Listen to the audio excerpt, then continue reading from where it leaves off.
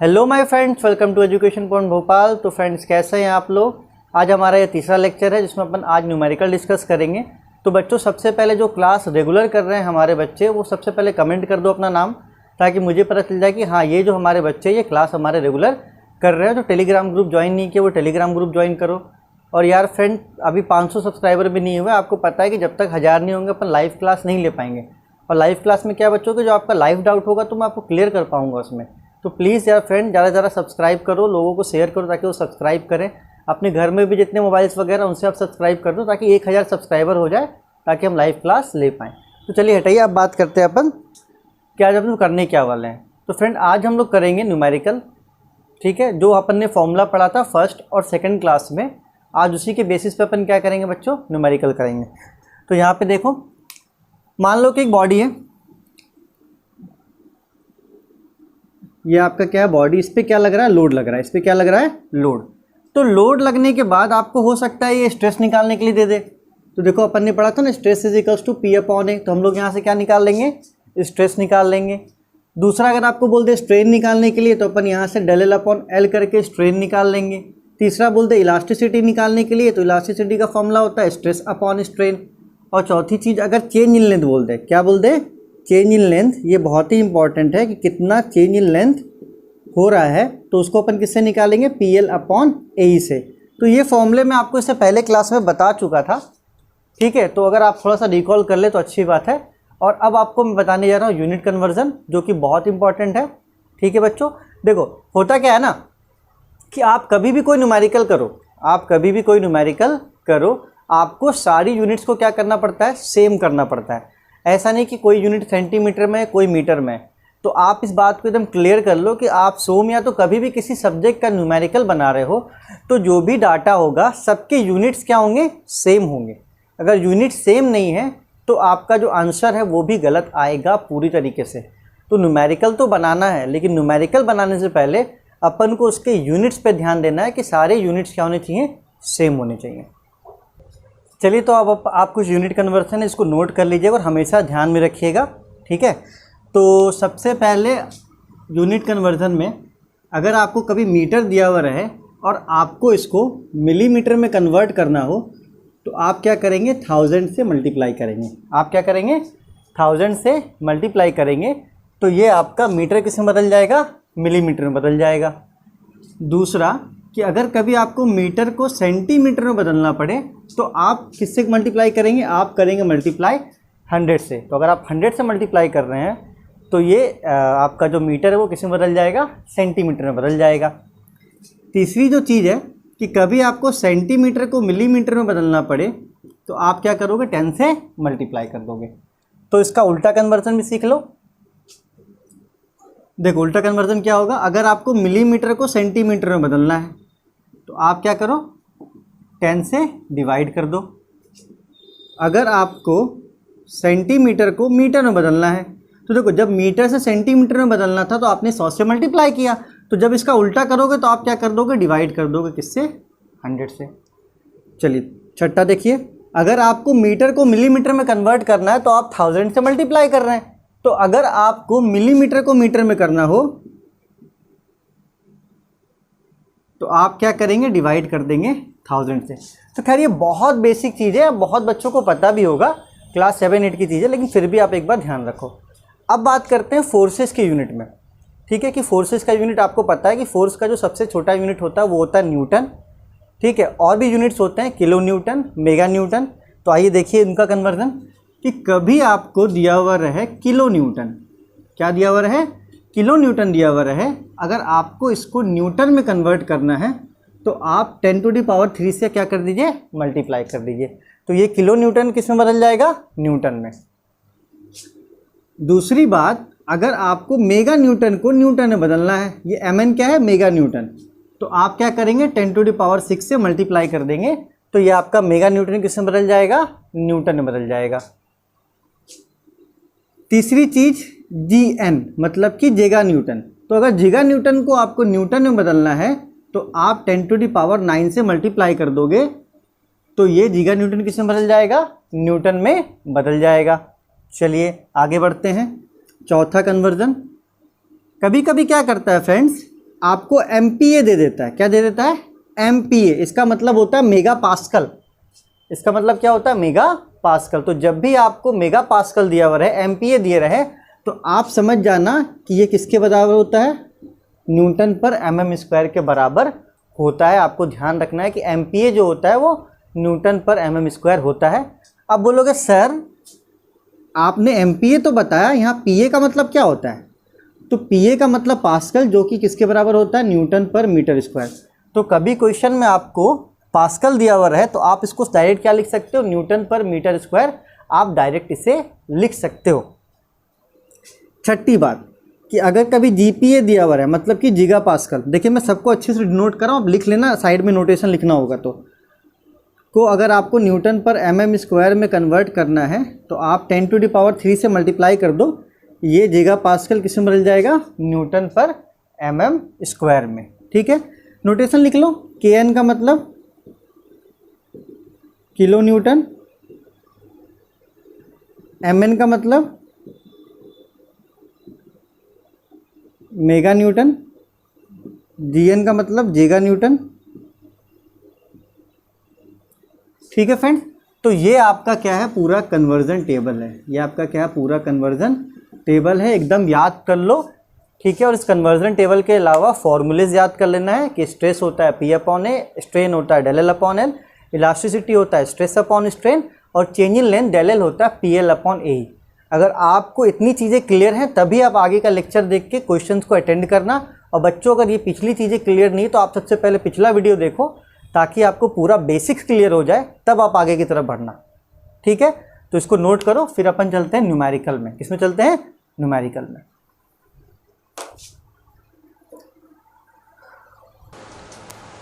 चलिए फ्रेंड्स, तो देखिए पहला क्वेश्चन आपके स्क्रीन पे भी आ चुका होगा और मैंने बोर्ड पे भी लिख दिया है। तो बच्चों सबसे पहले आप क्वेश्चन को लिख लो, 2 बार पढ़ लो। वीडियो को पॉज करके क्वेश्चन को लिखो, 2 बार पढ़ो, उसके बाद आप आगे का लेक्चर्स को देखना। चलिए फ्रेंड्स, आपने क्वेश्चन लिख भी लिया होगा और 2 बार पढ़ भी लिया होगा। और जो बच्चे होशियार हैं, कंटिन्यू देख रहे होंगे, उन्हें कुछ भी समझ में आने वाला नहीं है। तो यार वो गलती मत करो, क्वेश्चन को लिख लेना पहले, 2 बार पढ़ना, 3 बार पढ़ना, तब जाके आगे के लेक्चर को देखना। ठीक है, चलिए तो अब सबसे पहला काम क्या होगा बच्चों? हमारा सबसे पहला काम ये होगा कि अपन क्वेश्चन को पढ़ेंगे और उससे क्या करेंगे? डाटा को बाहर निकालेंगे। ठीक है, आइए क्वेश्चन पढ़ते हैं। तो कह रहा है ए रॉड ऑफ 150 सेंटीमीटर लॉन्ग। एक रॉड है जिसकी लंबाई, लॉन्ग मतलब क्या होता है? लंबाई। तो चलिए यहाँ से अपन को L दे दिया है, क्योंकि लेंथ मतलब कि लंबाई किसी रॉड की कितनी दी हुई है? 150 सेंटीमीटर। अब आगे पढ़ते हैं। एंड ऑफ डायमीटर, डायमीटर शायद हिंदी में व्यास कहते हैं इसे। डायमीटर कितना? 2 सेंटीमीटर। तो यहाँ से दूसरा डाटा क्या मिल गया अपन को? दूसरा डाटा मिल गया कि जो रॉड है उसकी डायमीटर कितनी है? 2 सेंटीमीटर। मान लो कि ये आपका रॉड है, इसकी लंबाई आपको दे दिया है, ठीक है, और इसका डायमीटर आपको दे दिया है कि इसकी डायमीटर दी जाए। ठीक है, आगे पढ़ते हैं। इस सब्जेक्टेड मतलब उसको सब्जेक्ट बनाया गया है to an axial pull of 20 kilo newton. मतलब उस रॉड पे एक पुल लगाया जा रहा है, मतलब उसे बाहर की तरफ खींचा जा रहा है। मैंने बताया था ना पहले लेक्चर में, पुल मतलब बाहर खींचना होता है। तो कितना पुल कर रहा है? 20 किलो न्यूटन। तो इस पे ऐसे बाहर की तरफ कितना फोर्स लगाया जा रहा है? 20 किलो न्यूटन। तो क्या मैं लिख सकता हूँ लोड को P 20 किलो न्यूटन? आया? अगर नहीं आया तो एक बार फिर से देखना। देखो, a rod of 150 centimetre long, तो इसकी लंबाई, and the diameter of 2 centimetre, मतलब इसका diameter, is subjected to an axial pull. Pull मतलब बाहर की तरफ खींच रहा है, मतलब वो लोड की बात कर रहा है। कौन सी लोड? टेंसाइल लोड की बात कर रहा है, ऑफ 20 किलो न्यूटन। आगे बढ़ते हैं। If the modulus of elasticity of the material, मतलब मॉडुलस ऑफ इलास्टिसिटी उस मटेरियल का दिया हुआ है। तो मैंने आपको बताया था ना कि मॉडुलस ऑफ इलास्टिसिटी को क्या बोलेंगे अपन? ई बोलेंगे। मतलब कि इलास्टिसिटी भी आपको दिया हुआ है, ई कितना दिया हुआ है? 2 × 10⁵ न्यूटन पर mm²। 2 × 10⁵ न्यूटन पर mm²। क्या बोल रहा है? डिटरमाइन। डिटरमाइन मतलब कि निकालिए। क्या निकालिए? सबसे पहला स्ट्रेस निकालिए। सबसे पहले आप क्या निकालिए? स्ट्रेस निकालिए, मतलब कि आपको सिग्मा निकालना है। दूसरा स्ट्रेन, दूसरा क्या निकालना है आपको, स्ट्रेन निकालना है, मत कि एप्सिलॉन निकालना है। और तीसरा क्या है, इलोंगेशन ऑफ रॉड। तीसरा क्या है, इलोंगेशन ऑफ रॉड। तो इलोंगेशन का मतलब क्या होता है, बढ़ना। मतलब इलोंगेशन का मतलब आप समझ जाओ क्या बोल रहा है आपको, चेंज इन लेंथ। ठीक है, तो आप ध्यान रखना कि इलोंगेशन का मतलब क्या बोल रहा है वो, चेंज इन लेंथ। और इसका एक और वर्ड होता है, इसको भी लिख लेना ब्रैकेट में, एक्सटेंशन। कि जब भी आपको एक्सटेंशन बोले तो आप समझ जाना कि वो चेंज इन लेंथ की ही बात कर रहा है। तो फ्रेंड्स अपन ने क्या किया, क्वेश्चन को पढ़ा, डाटा को निकाल लिया अपने हिसाब से। अब इसका क्या करना है, अपन को यूनिट कन्वर्जन करना है। मतलब जो भी आपको डाटा दिया हुआ है सबका यूनिट क्या होना चाहिए, सेम होना चाहिए। और इससे सेम करने के लिए मैंने आपको टेबल बताया था ना, चलिए उसी का इस्तेमाल करेंगे। तो आप अगर यहाँ पे अच्छे से देखोगे तो लेंथ L कितना दिया हुआ है, 150 सेंटीमीटर। डायमीटर डी दिया हुआ है 2 सेंटीमीटर। P दिया हुआ है 20 किलो न्यूटन, मतलब ये सेंटीमीटर, ये किलो न्यूटन। और इलास्टिसिटी दिया हुआ है 2 × 10⁵ न्यूटन पर mm स्क्वायर। देखो यहाँ पे न्यूटन और यहाँ पे क्या है, mm स्क्वायर। तो आपको सबको एक यूनिट में करना है, तो क्यों ना अपन mm और न्यूटन में कर लें। तो एक बात बताओ, ये 150 सेंटीमीटर है ना, अगर इसमें अपन 10 से मल्टीप्लाई कर दें तो ये कितना हो जाएगा, 1500 mm। आपकी लंबाई कितनी हो जाएगी, 1500 mm। डायमीटर अगर इसमें आप 10 से मल्टीप्लाई कर दोगे तो सेंटीमीटर किसमें बदल जाएगा, मिलीमीटर में। तो ये आपका हो जाएगा 20 मिलीमीटर। पी आपका लोड किस में दिया हुआ है, 20 किलो न्यूटन। आपको पता है कि किलो न्यूटन को न्यूटन में बदलना है, तो 10⁻³ से मल्टीप्लाई कर दो, ये क्या हो जाएगा, न्यूटन। तो अब देखो मिलीमीटर, मिलीमीटर, न्यूटन और न्यूटन पर मिलीमीटर। अब आपका क्या है, अब आपका जितना भी यूनिट है वो क्या है, सेम है। हमने क्या किया, सबको मिलीमीटर में और न्यूटन में कन्वर्ट कर लिया। ठीक है, देखिए सब मिलीमीटर और न्यूटन, और ये न्यूटन पर mm स्क्वायर। देखो सब कुछ आपको दिया हुआ है, बस एक डाटा की कमी है, एरिया। तो एरिया के लिए आपको क्या दिया हुआ है, डायमीटर दिया हुआ है। तो आप हमेशा ध्यान देना कि जब कभी भी आपको डायमीटर दिया हुआ है तो आप समझ जाना कि वो सर्कुलर है, क्योंकि रॉड जो होता है ना, सरिया, वो सर्कुलर ही होता है। तो आपका काम सबसे पहला है कि आप एरिया निकालेंगे। तो एरिया ऑफ सर्कुलर रॉड, ठीक है। तो एरिया ऑफ सर्कुलर रॉड हमेशा होता है π/4d²। आप हमेशा ध्यान देना कि एरिया ऑफ सर्कुलर रॉड क्या होता है, π/4d²। कि जब भी आपको डायमीटर दिया हुआ है, एरिया का फॉर्मूला यही होगा, इसको नोट भी कर लेना। चलिए, तो 3.14, पाई की वैल्यू 3.14 लेना है, ये हो गया 4d। डायमीटर कितना है, 20, तो 20 का होल स्क्वायर। तो ये 3.14/4, 20 का होल स्क्वायर करोगे मैं 20 × 20 हो जाएगा 400। 4 से 400 चला गया 100 बार में, ये इससे मल्टीप्लाई करोगे तो 314 मिलीमीटर स्क्वायर। तो फ्रेंड यहाँ से अपन को डेल भी निकालना था ना, यहाँ से अपन को एरिया का वैल्यू पता चल गया 314 मिलीमीटर स्क्वायर। ठीक है, तो अब हम जो भी चाहे वो निकाल सकते हैं, क्योंकि अपन को सारा डाटा पता चल गया। तो आप इतना नोट करो, फिर अपन आगे की तरफ बढ़ते हैं। चलिए फ्रेंड्स, तो सबसे पहले अपन को क्या निकालना है, देखिए यहाँ पे डिटरमाइन, सबसे पहले अपन को स्ट्रेस निकालना है। चलिए, तो सबसे पहले अपन को क्या निकालना है, स्ट्रेस। सिर्फ आपको फॉर्मूला लगाना है। स्ट्रेस का फॉर्मूला क्या बताया था मैंने, स्ट्रेस का फॉर्मूला होता है P/A, मतलब कि लोड अपॉन एरिया। तो आप देखो, आपको P पता है 20 × 10⁻³ और आपने अभी एरिया निकाला था 314।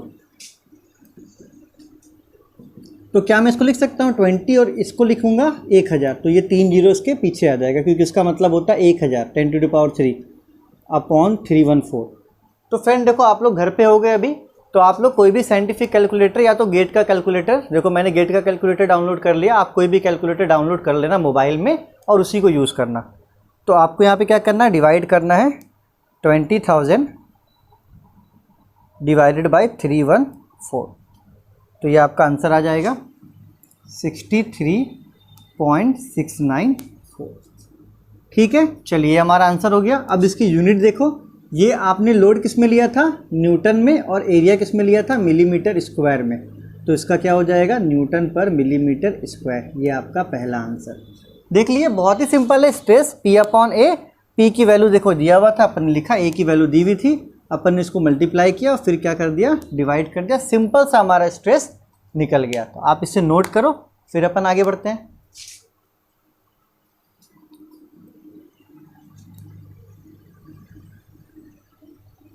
चलिए, स्ट्रेस बहुत सिंपल था, अपन ने उसको निकाल भी लिया। अब अपन क्या निकालना है, अपन को निकालना है स्ट्रेन। क्या निकालना है, स्ट्रेन। तो मैं आपको बोलूँगा सबसे पहले आप इलॉन्गेशन निकाल लेना, मतलब कि चेंज इन लेंथ निकाल लेना, ताकि स्ट्रेन निकालना क्या हो जाए, आसान हो जाए। तो अपन सबसे पहले थर्ड पॉइंट निकालेंगे। थर्ड पॉइंट क्या बोला था, इलॉन्गेशन ऑफ द रॉड, और मैंने आपको बता दिया इलॉन्गेशन का मतलब क्या, चेंज इन लेंथ। ठीक है, चलिए आपको सिंपल फॉर्मूला लगाना है कि डेल एल क्या होता है, P L upon A. Change in length का मैंने फॉर्मूला बताया था ना आपको, क्या होता है, पी एल अपॉन ए। तो आपको ध्यान देना है। और चलिए, मैंने तो यहाँ फॉर्मूला बता दिया, आप याद भी कर लीजिएगा। आप सिर्फ आपको वैल्यू पुट करना है। तो पी कितना है, P 20 into 10 to the power 3, तो 20 into 10 to the power 3। L कितना है, एल है 1500, तो एल की जगह पे कितना लिख दिया, 1500। ए कितना है, 314, और ई कितना है, 2 into 10 to the power 5, 2 into 10 to the power 5। अब ऊपर वाले को भी एक्सपेंड कर देंगे, नीचे वाले को भी एक्सपेंड कर देंगे, और फिर देखते हैं इसको अपन डिवाइड करके कैसे लाते हैं। तो एक बात बताओ, 20 इंटू 15, तो ये हो जाएगा कितना, ये हो गया 30, 1 0 2 0 3 0, हाँ, और 10 टू द पावर 3 का 1 2 3 0। ठीक है, आप कैलकुलेटर में भी कर सकते हो, कोई दिक्कत नहीं है। और ये 314 इंटू 2 इंटू 1 2 3 4 5। ठीक है बच्चों, चलिए, तो 1 0 से 1 0 कैंसिल, फिर 1 2 3 4 5 0, 1 2 3 4 5 0 कैंसिल। तो यहाँ क्या बचा, ऊपर बच गया 300 और नीचे क्या बचा, 314 अपॉन 2। तो हमने क्या किया था, हमने सिंपल से इसको एक्सपेंड किया और जीरोस को क्या किए, काटे। चलिए, तो इसको क्या मैं लिख सकता हूँ, 300 और इन दोनों को मल्टीप्लाई कर दो। देखो, कैलकुलेशन आप अपने हिसाब से ही कर लेना, कोई ज़रूरी नहीं कि जैसे मैं बता रहा हूँ वैसे ही करो, आप अपने हिसाब से भी कर सकते हो। तो आपको करना है 300 बटा 628, 300 बटा 628 आपका आंसर आ जाएगा 0.477 मिलीमीटर।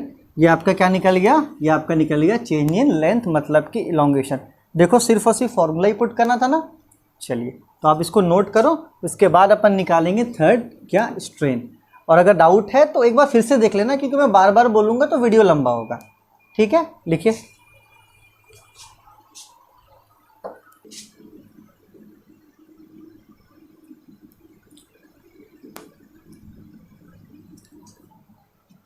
चलिए, तो हम लोग को क्या निकालना था, स्ट्रेन निकालना था। स्ट्रेन का फॉर्मूला आपको पता है, मैं फिर से लिख रहा हूँ। स्ट्रेन क्या होता है, डेल एल अपॉन एल। आपने अभी डेल एल निकाला था ना, 0.477, और एल कितना है, 1500। तो आप अपना कैलकुलेटर निकालिए, ठीक है, मोबाइल वाला जो भी है, 0.477 डिवाइडेड बाय 1500। तो फ्रेंड, ये देखो, मुझे ऐसा कुछ डाटा दिखा रहा है, 3.18 E-4। अब बोलोगे सर ये क्या कांड हो गया। आप अगर साइंटिफिक कैलकुलेटर का यूज़ कर रहे हो या तो डिजिटल कैलकुलेटर का यूज़ कर रहे हो, तो आपको ऐसा आंसर दे दिया 3.18 E-4। अब बोलोगे सर E क्या होता है, तो E का जो वैल्यू होता है वो होता है 10 का पावर। E क्या बताता है, E बताता है 10 का पावर। E का मतलब है 10 का पावर। तो हम लोग इसको लिखेंगे 3.18। E का मतलब होता है 10 का पावर, ये आगे का इसका पावर बताता है, तो -4। ये आपका क्या हो गया, आंसर। अगर आपको कभी ऐसा दे दे 4.7 E9, तो आप क्या समझोगे कि ये 4.7 इंटू 10 टू दी पावर 9 की बात कर रहा है, क्योंकि E का मतलब होता है 10 और इसके बाद वाला क्या होता है, पावर। अगर कभी आपको कुछ ऐसा दे दे 5.4 E-9, तो आप क्या लिखोगे, 5.4 इंटू 10 टू दी पावर -9। तो ये आपको E का मतलब होता है 10 का पावर। तो आई होप आपको समझ में आया होगा। देखो, एक बार में सोम कभी भी समझ में नहीं आता है, थोड़ा समय लगता है। ये तो खैर पहला क्वेश्चन था, जितना प्रैक्टिस करोगे वैसे धीरे धीरे आपको समझ में आने लगेगा। तो कंफ्यूज नहीं होना है, एक बार में समझ में नहीं आता है, थोड़ा बहुत भी आ रहा है समझो आपको बहुत आ रहा है, 2-3 बार 4 बार देखोगे ना तब आपको समझ में आएगा। तो आप इसको नोट करो, फिर अपन दूसरा क्वेश्चन करते हैं।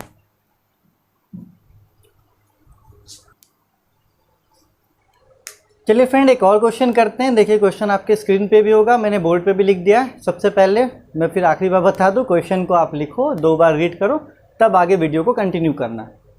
तो फ्रेंड आई होप आपने ये काम कर लिया होगा, क्वेश्चन को लिख के पढ़ लिया होगा। अब आप आइए मेरे साथ पढ़िए। कह रहा है फाइंड द मिनिमम डायमीटर, मतलब आपको डायमीटर निकालना है। तो आपको डायमीटर निकालना है ऑफ अ स्टील वायर। किसका फ्रेंड? स्टील वायर का आपको डायमीटर निकालना है। विच इज़ यूज, जिसका इस्तेमाल to raise a load of 4000 newton. मतलब कि एक वायर है जिसका डायमीटर आपको पता नहीं है, लेकिन इस वायर से आपको इतना लोड उठाना है, इस वायर से आपको इतना लोड उठाना है। कितना लोड उठाना है फ्रेंड? 4000 न्यूटन का। तो आपको P दे दिया है कितना? 4000 न्यूटन।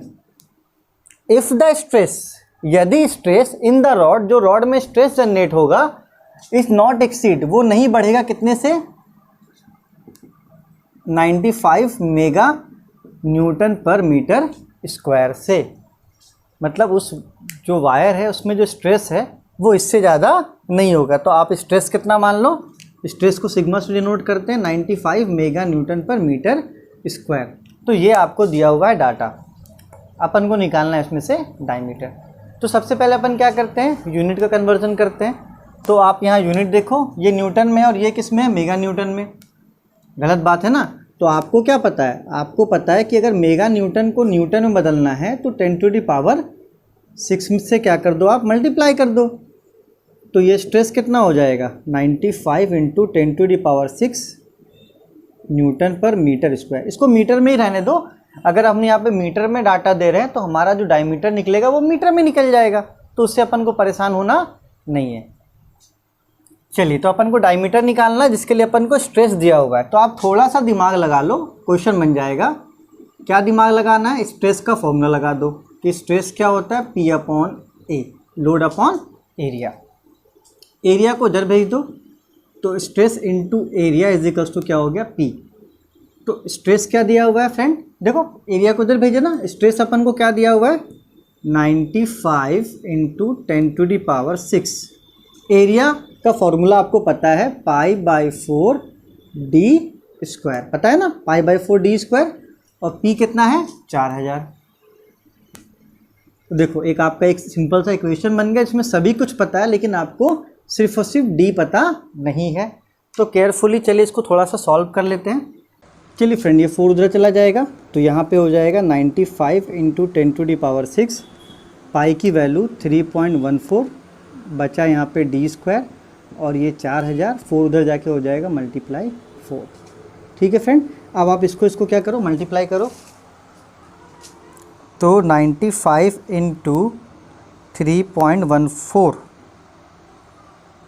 तो ये हो जाएगा 298.3 × 10⁻6, वैसे ही रहने दो, d² इज इक्वल्स टू, ये 4 जा हो जाएगा 16,000। तो अब इनको क्या करो? क्रॉस में नीचे भेज दो। तो ये कुछ ऐसा हो जाएगा कि यहाँ बच जाएगा सिर्फ d² और ये क्रॉस में नीचे जाएगा तो 16,000 बटे 298.3 × 10⁻6। चलिए, तो थोड़ा सा और इसको कैलकुलेट कर लो कि 16,000 बटे 298.3, क्या तुम इसको लिख सकते हो? 1 2 3 4 5 6 0, क्योंकि 10⁻6 है तो 1 2 3 4 5 6 0, 3 0 से 3 0 कैंसिल हो गया। ठीक है फ्रेंड, चलिए तो कहाँ पे लिख दूँ?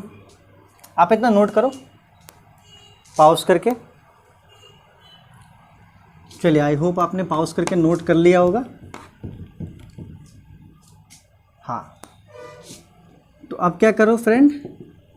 बचा ऊपर में 16 और इन दोनों को मल्टीप्लाई कर दो, क्योंकि यहाँ पे था 298.3 और यहाँ पे 1000 बच रहा था, तो 1000 को क्या कर दो आप? मल्टीप्लाई कर दो।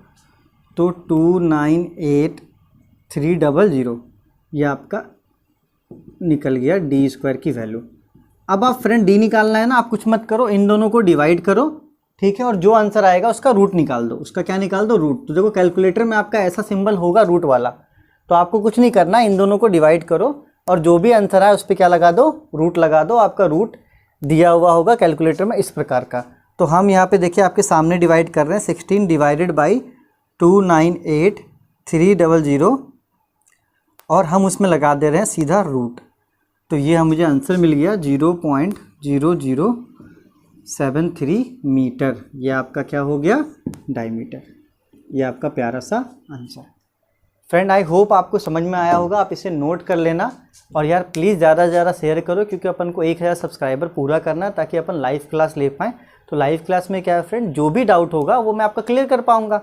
तो अपने कॉलेज फ्रेंड में, अपने घर के मोबाइल से, फ्रेंड के मोबाइल से सब्सक्राइब कर दो, क्योंकि अपना 1000 सब्सक्राइबर हुआ, अपना लाइव क्लास ऑन हो जाएगा, उसकी बात ही कुछ अलग है। तो मेरा भी कुछ समय बचेगा। ठीक है फ्रेंड, अब मिलते हैं अगले लेक्चर में, तो आप इसको नोट करो। Thank you so much.